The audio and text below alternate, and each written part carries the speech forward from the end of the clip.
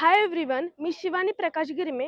मी क्रांतीज्योती सावित्रीबाई फुले विद्यालय नायगाव, तालुका खंडाळा, जिल्हा सातारा इथून आलेले आहे. इथे मला 2 दिवस झालेले आहेत. इथले वातावरण, इथले त्या जे स्वयंसेवक आहेत त्यांनी खूप आम्हाला मदत केलेली आहे. इथले प्रोजेक्टची अरेंजमेंट खूप चांगली आहे.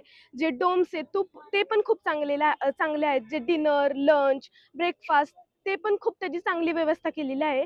तर माझ्या प्रोजेक्टचे नाव दोन्ही हात नसलेल्या दिव्यांगासाठी स्वयंचलित औषध फवारणी पंप. ज्यांना दोन्ही हात नाही त्यांच्यासाठी मी हा खास स्प्रे पंप तयार केलेला आहे.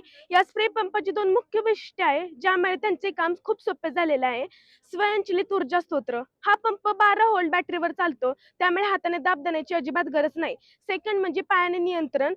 हे आमच्या प्रोजेक्ट मधले सर्वात मोठे महत्वपूर्ण वैशिष्ट्य आहे. फवारणी सुरू आणि बंद करण्यासाठीची स्विच हाताऐवजी पायाचा वापर करून पायाचा गोटा याजवळ बसवलेला आहे. अ, यामध्ये फ्युचरमध्ये असा वापर होऊ शकतो की दिव्यांगासाठी हे खूप महत्वपूर्ण ठरलेला आहे.